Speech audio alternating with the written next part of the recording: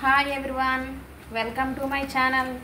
ఈరోజు మనం ఎంతో టేస్టీ అయిన అలసంద పప్పుతోటి మసాలా వడలు తయారు చేసుకుందామండి. మనకి ఎలా చేసుకోవాలో ఏమేం కావాలో అన్నీ చూపిస్తాను. మీరు కూడా ట్రై చేయండి. ఎలా వచ్చిందో నాకు కామెంట్స్లో చెప్పండి. మా ఛానల్ సబ్స్క్రైబ్ చేసుకోండి. ముందుగా కావాల్సిన పదార్థాలు: బొబ్బర్ల పప్పు, మా సైడ్ అయితే బొబ్బర్ల పప్పు అంటారు, కొన్ని చోట్ల అయితే ఇట్లా అలసందలు అంటారు. అలసంద పప్పు ఒక 6 గంటల నుంచి 7 గంటల వరకు నానబెట్టి ఉంచుకోవాలి. ఇది తోటకూర అండి, బాగా ఇలా సన్నగా కట్ చేసి పెట్టుకోవాలి. ఉల్లిపాయ ముక్కలు కూడా ఇలా సన్నగా కట్ చేసుకోవాలి.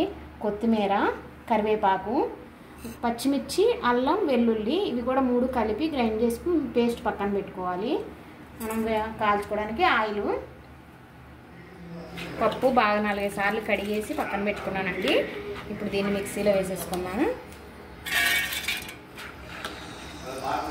మీకు కావాలంటే వాటర్ రాకుండా ఇలా పప్పే తీసి వేసుకోండి. వాటర్ అస్సలు రానివ్వద్దు. ఇలా వేసాం కదా, ఈ పప్పులోనే కొంచెం ఉప్పు కూడా వేసి గ్రైండ్ చేసుకుందాం. ఇది మెత్తగా గ్రైండ్ చేసి చూపిస్తాను తర్వాత. ఇప్పుడు ఈ పప్పులోనే మనం అల్లం, వెల్లుల్లి, పచ్చిమిర్చి 3 కూడా వేసేసి మెత్తగా పేస్ట్ చేసేసుకుందాం.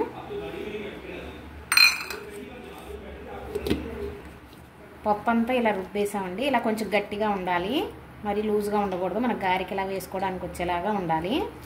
ఇలా రుబ్బుకున్నాం కదా, ఇందులో ఈ తోటకూర కట్ చేసుకున్నదంతా వేసేసుకుందాం. ఉల్లిపాయలు వేసేసుకుందాం.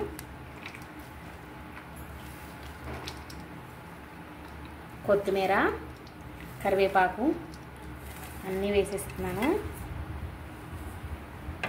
ఇప్పుడు ఇవన్నీ పిండిలో కలిసేలాగా బాగా కలుపుకోవాలి. ఉప్పు ఇందాక కొంచెం మిక్సీ పట్టేటప్పుడు వేసానండి నేను. ఇప్పుడు చూసి మళ్ళీ వేసుకుందాం. ఒకేసారి వేస్తే ఉప్పు ఎక్కువైపోతే తీయలేం కదా.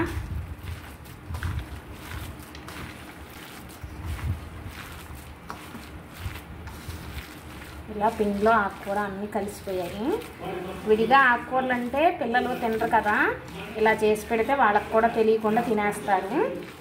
ఉప్పు కొంచెం సరిపోతే వేసుకున్నాను, కలుపుకున్నాను. ఇలా అంతా కలిపి పక్కన పెట్టేసుకున్నాం. ముందుగా పెనం పెట్టేసి ఆయిల్ పోసి రెడీగా పెట్టుకున్నానండి. ఇప్పుడు ఆయిల్ హీట్ అయిన దాకా ఆగాలి. ఇప్పుడు నాకైతే అరిటాకు దొరికింది, అరిటాకు మీద చేస్తున్నాను.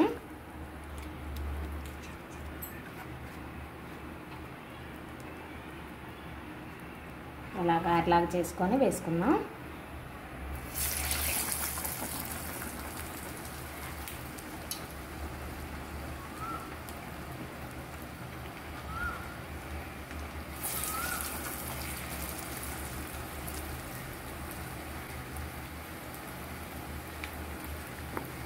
ఇలా ఆకుకూరలు అన్నీ వేస్ట్ చేసుకుంటే వడలు చాలా టేస్టీగా చాలా బాగుంటాయి.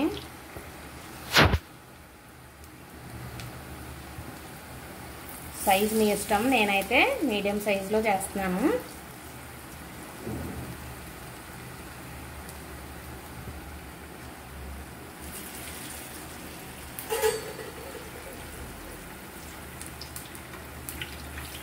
రెండు వైపులా బాగా ఫ్రై చేసుకోవాలి. గారె బాగా రెడ్ కలర్ రావాలి, అలా వేయించుకోవాలి. అప్పుడే గారె టేస్ట్ చాలా బాగుంటుంది.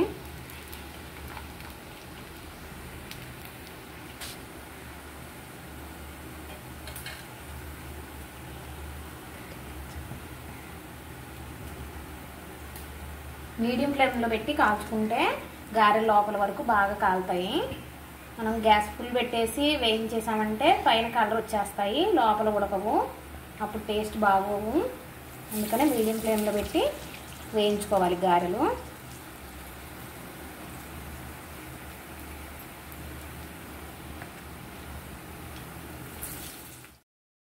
బాగా కాలిపోయాయి, ఇక రెడ్ కలర్ వచ్చేసాయి. తీసేద్దాం. ఇక